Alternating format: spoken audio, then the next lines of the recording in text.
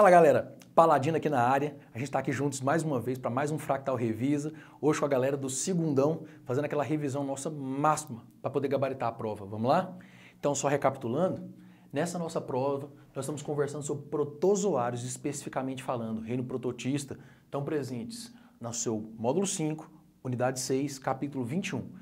Eu só quero relembrar com vocês que a parte de algas não entra para essa prova, hein? A gente já fez uma série de outras atividades envolvendo as algas e para essa provinha de sexta-feira agora não tem alga envolvida, então você vai envolver os seus esforços ou vai focar os seus esforços nos protozoários. E quais são os principais critérios que a gente deve levar em consideração quando a gente estiver estudando essa galerinha? Primeiro, vocês vão precisar se lembrar que os protozoários é um grupo de criaturas que é muito amplo.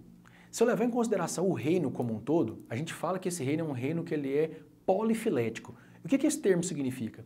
Significa, queridos, que uma série de criaturas que a gente foi descobrindo, a gente foi enfiando dentro do reino prototista, caras, e atualmente o reino prototista ele não tem uma uniformidade filogenética. Ele é formado por criaturas que têm um monte de ancestrais diferentes. Então, polifilético. Poli, de muitos, vários ancestrais, beleza? Um dos primeiros critérios que a gente conversou sobre essas criaturas é que você não tinha uma uniformidade em critérios de classificação para esses seres.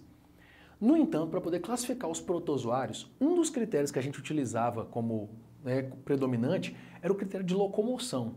Essas criaturas são todas criaturas que têm núcleo, então eles são chamados de eucariontes. Eu fiz questão de aqui no esquema bem simplificado que eu desenhei, destacar o núcleo em cada um deles. Ó. Então o material genético está sempre aqui envolvido por uma membraninha. Firmeza? Para além disso, essas criaturas são unicelulares, são formadas por uma única célulazinha. Existem alguns protozoários que até se organizam em colônias, mas isso seria os primórdios de uma criatura multicelular. Ainda é considerado como uma criatura unicelular, beleza? E para além disso, então nós vimos que existiam 3 mecanismos básicos de locomoção entre eles. Existiam algumas criaturas de um grupo que nós chamamos de risópodes ou sarcodíneos, que eram capazes de se mover por projeções do seu citoplasma. Então eles mudavam o formato celular e iam movimentando. Essas criaturas se movimentavam por pseudópodes. Essa movimentação por pseudópodes ela nem é uma exclusividade dos protozoários, hein? Os macrófagos, que são células que fazem parte do seu sistema imunológico, também fazem uma movimentação muito parecida quando eles vão fazer uma fagocitose de algum agente invasor. Beleza. O grupo que fazia essa movimentação por pseudópodes, como representante a gente tinha as amebas, por exemplo, está representado aqui ó, em azul. Nós também tínhamos algumas criaturas que eram capazes de se locomover por flagelos. Aí flagelos são estruturas similares a um chicote. É bem aquela estrutura que a gente conhecia lá do espermatozoide, lembra? Então, nessa imagem aqui, ó, ela está destacada por essa criatura aqui em rosa. Beleza. O que mais a gente conseguia encontrar nos grupos dessas criaturas? Alguns desses protozoários conseguiam se locomover, se deslocando por cílios, então eles tinham projeções das suas membranas ao longo de toda a célula e à medida que ele quer se deslocar nessa direção aqui, ele agita esses cílios. Então essas criaturas são chamadas de ciliadas, tá? As quais um dos principais representantes são os paramécions, por exemplo. E eu tenho um conjunto de protozoários que não tem uma estrutura específica de locomoção. Esse grupo é chamado de grupo apicomplexa. Alguns livros, alguns termos também vão chamar eles de esporozoários, e entre esses protozoários aqui estão alguns representantes dos que causam doenças. No entanto, em relação a parasitoses humanas relacionadas a protozoários, eu tenho doenças humanas relacionadas tanto ao apicomplexa, quanto mastigofora, que são os flagelados, tá? Quanto os risópodes ou sarcodíneos. Aí o seguinte, o que eu preciso que você saiba sobre isso aqui? O critério de locomoção, então, flagelos, cílios ou pseudópodes, ou até mesmo a ausência de um mecanismo específico, certo? Qual é o nome específico de cada um desses filos, certo? Eu disse durante o vídeo, rebobina e assiste de novo. E eu também gostaria que você guardasse o nome de um representante de cada um desses filos. Perfeito? Você vai encontrar tudo isso no seu material lá no capítulo 21. Firmeza? Ok. O que mais a gente precisa conversar sobre essas criaturas? Segue comigo. Tipo celular já falei. Eles são o quê? Tem núcleo. Sabia que você ia acertar. Eucariontes. Número de células é a quantidade. Isso quer dizer se eles são uni- ou pluricelulares. E nesse caso eles são unicelulares. Por tipo de nutrição. Em geral, os protozoários são heterótrofos. Grande parte deles fazem parte de um aspecto aquático que a gente chama de zooplâncton. Muitas dessas criaturas são criaturas que são pequenas o suficiente para não conseguirem se deslocar sozinhos, mesmo que eles tenham mecanismos de locomoção. A maior parte dos protozoários vivem em água doce, a gente vai encontrar alguns em água salgada também, e existem alguns que vão vivendo instalados no interior de outras criaturas, como por exemplo dentro do interior de cupins, eventualmente de mamíferos. Algumas vezes eles são parasitas, mas nem sempre. Em cupins, por exemplo, os protozoários vivem em associações simbióticas mutualísticas, de troca de benefício. Beleza. Se eu pensar em regulação osmótica, o que eu estou querendo dizer em relação a isso? Quando nós conversamos sobre os protozoários, nós falamos sobre uma organela específica que os protozoários têm, que é responsável por bombear o excesso de água para fora da célula desse protozoário. O nome dessa organela era isso, vacúolo contrátil ou vacúolo pulsátil. Apesar dos nomes diferentes, quer dizer a mesma coisa. E eu fiz um destaque para essa organela bem aqui, ó. É por isso que aqui, ó, eu coloquei o roxinho aqui e indiquei ela de cá. O que isso acontece, caras? Em alguns protozoários que estão presentes em água doce, a concentração de íons, de macromoléculas no interior da célula é maior do que a concentração no externo. Isso faz com que, por osmose, a água tenha uma tendência a entrar dentro da célula desse protozoário. Sem um mecanismo específico para poder bombear esse excesso de água para fora, esse protozoário aqui, ó, sofreria uma lise celular, uma ruptura da sua célula. Ele inflaria tanto até a célula se romper. Daí que vem a importância fisiológica do vacúolo contrátil e do vacúolo pulsátil. Vai esquecer não, né? Massa. Então, olha só. Em reprodução, o que a gente pode conversar sobre isso? Essas criaturas têm mecanismos de reprodução bem diversificados. Eles podem se reproduzir tanto de maneira assexuada, por aquele mesmo mecanismo que a gente já viu todo organismo unicelular se reproduzindo. Ó, bipartição ou divisão binária. Alguns livros vão usar o termo cisciparidade. Em biologia rola muito disso, né, cara? Você tem 3 termos diferentes para a mesma coisa.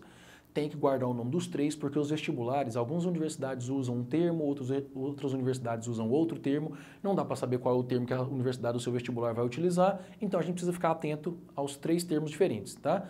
Mas no final das contas, é uma divisão que vai levar à formação de um outro organismo que é geneticamente igual a esse que deu origem. Então, é uma forma de reprodução assexuada. Esse conjunto de criaturas repete um padrão de reprodução que a gente já tinha observado lá nas bactérias, chamado de conjugação.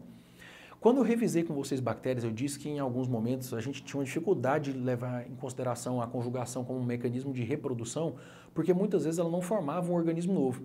Aqui nessas criaturas, você se lembra que a bactéria tinha um DNA, um genoma principal e um genoma acessório chamado de plasmídio? Em alguns dos protozoários esse mecanismo aqui ainda continua, só que cada um desses materiais genéticos fica revestido por membrana. Então ele tem um núcleozão, chamado de macronúcleo, e um núcleozinho, chamado de micronúcleo. O que acontece muitas vezes é que esse micronúcleo sofre divisão e aí você tem o processo de conjugação, que é aquele processo que nós já conhecemos, lá das bactérias, que eles criam uma ponte citoplasmática entre um protozoário e outro e trocam micronúcleos que se fundem, aumentando a recombinação genética nessas criaturas. Paz? Beleza. Do ponto de classificação científica, de sistemática, a hora que a gente tinha conversado a respeito disso com vocês recentemente, eu disse que esse grupo de criaturas não tem uma uniformidade evolutiva, eles não têm uma uniformidade filogenética, certo? Ele é um grupo formado pela reunião, isso em relação ao reino, né, o reino prototista.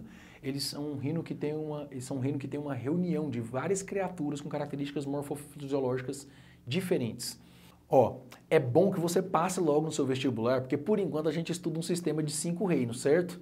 Na universidade eu vi mais reinos do que isso, porque eles reclassificaram de maneira correta cada um desses grupos polifiléticos e vai por mim. Você não quer estudar todos eles. Bora passar nesse trem logo, né? Seguinte, a última parte que a gente precisa discutir, queridos, são as doenças associadas. Nós vimos que os protozoários podiam estar relacionados a uma série de doenças diferentes. Tricomoníase, toxoplasmose, leishmaniose, mas eu dei uma ênfase maior para vocês em 2 doenças que eu disse que estatisticamente são as que aparecem com a maior frequência nos vestibulares quando se trata de doenças relacionadas a protozoários. São elas a doença de Chagas e a malária. Nessas 2 doenças eu pedi para vocês ficarem atentos a alguns aspectos específicos e aí eu vou utilizar a malária para poder exemplificar como que você vai fazer o estudo para a doença de Chagas. Eu pedi para você ficar ligado em agente etiológico, Então, em agente etiológico, quem é o causador? O que eu estou chamando de causador é o que provoca essa doença. Nessa situação aqui, todas as doenças da nossa prova de sexta-feira são doenças que são causadas por protozoários, mas eu quero que você vá mais fundo que isso. Eu quero saber quem é esse protozoário e a que filo ele pertence. Então ele é um protozoário flagelado? Ele é um protozoário sem um mecanismo específico de locomoção? Ele é um protozoário que se desloca por pseudópodes? Ele é um protozoário que se desloca por cílios? Então, você vai atrás dessa informação para mim. Ela vai ser importante. Para além disso, em agente etiológico eu quero saber o nome dele especificamente. Então, em relação à doença de Chagas, eu tenho o Trypanosoma cruzi, e em relação à malária, que é o que eu estou discutindo aqui agora com vocês, eu tenho o Plasmodium, dos quais a espécie mais comum, Plasmodium vivax. Aí, olha só, se eu estiver pensando em vetor, eu estou levando em consideração uma criatura que vai transmitir para os humanos essa doença. Em relação à malária, esse vetor é um pernilongo, ele é chamado de mosquito prego, mas ele tem um nome específico científico que alguns enunciados de questões vestibulares pedem o nome do gênero dele. Ele chama Anopheles. E aí vai ser importante a gente guardar isso. Lá na doença de Chagas, eu tenho um percevejo, um barbeiro, ou também chamado de chupança, que tem um outro nome específico que é chamado de Triatoma infestans. É importante separar esses vetores, porque se você der uma olhada nos exercícios do seu material didático, você vai ver que vários deles tentam confundir você, fazendo uma intercalação equivocada entre qual é o vetor, quem que é o agente etiológico. Então é muito importante saber diferenciar esses dois aí. Para a nossa prova, você vai conseguir diferenciar, ou vai tentar diferenciar somente Chagas e malária. Tentar não, você vai acertar que eu tenho certeza. Aí olha só, quando eu estou pensando em ciclo, essa doença, por ter um vetor e ela em algum momento vir parar nos humanos, eu vou pensar que ela tem um monte de efeitos ou eventos que são repetitivos. E por isso que eu vou pensar na ideia de ciclo. Quando você for estudar o ciclo, eu quero saber o seguinte: como que o vetor adquiriu aquele protozoário? Ok, como que o humano adquiriu aquele protozoário? Quando você estudar como que o humano adquiriu aquele protozoário estudando o ciclo, automaticamente você já está estudando o contágio, certo? Outra coisa que você vai precisar ficar de olho é em relação aos sintomas. E para conversar um pouquinho sobre os sintomas, o que a gente vai precisar ficar um pouco atento é quais são os órgãos ou estruturas celulares que vão ser afetadas por aquela doença. Eu dei um exemplo aqui da malária, mas você vai fazer a mesma coisa para a doença de Chagas, certo? Beleza. Existe um aspecto muito importante no ciclo dessas doenças que está relacionado com o hospedeiro definitivo e o hospedeiro intermediário. Vários desses parasitas, desses protozoários, apresentam mais de um estágio de reprodução. Alguns deles apresentam um estágio de reprodução sexuada e um estágio de reprodução assexuada. Nós, biólogos, convencionamos dizer que o hospedeiro definitivo é o hospedeiro em que acontece o processo de reprodução sexuada. Então acompanhe o nosso exemplo aqui, ó. Nesse exemplo aqui que eu comentei, eu estou comentando aqui sobre o pernilongo Anopheles. Está aqui o tubo digestivo do pernilongo Anopheles, a glândula salivar do pernilongo Anopheles e aqui, ó, tá o aparelho sugador dele, que é a mesma agulhinha que ele vai utilizar para chupar o seu sangue, certo? Aí olha só, você vai perceber que no esquema que eu desenhei aqui, eu coloquei, ó, gametas formando essa estrutura chamada de oocisto, ou seja, se eu falei em gametas, a parte de reprodução sexuada está acontecendo no pernilongo. Então, para a malária, ele é considerado o hospedeiro definitivo. Uma outra forma desse protozoário vai se instalar nas glândulas salivares desse pernilongo e quando o mosquito Anopheles picar um ser humano, a gente vai adquirir essa forma conhecida como esporozoito. Esses esporozoitos viajam pela nossa corrente sanguínea e vão parasitar as células hepáticas, as células do nosso fígado, onde lá eles vão sofrer uma forma de reprodução assexuada. Liberados do fígado, eles vão parasitar as hemácias e vão promover a ruptura dessas hemácias. O que é mais comum acontecer na malária são febres intermitentes que podem evoluir para coma. Então esse é o sintoma mais marcante da malária.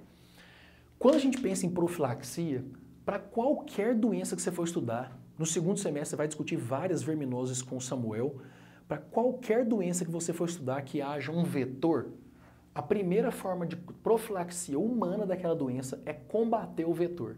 Então nós precisamos, nas regiões em que humanos vivem e que tem pernilongos Anopheles, Ou, em relação à doença de Chagas, nas regiões em que os humanos vivem, que tem infestação por Triatoma infestans, que é o barbeiro, a primeira coisa que você precisa fazer é tentar tomar uma série de medidas para tentar evitar o contato desses vetores com os humanos. Tranquilo, né? Fractal Reviso, Paladino fica por aqui e eu estou torcendo por vocês. A gente se vê.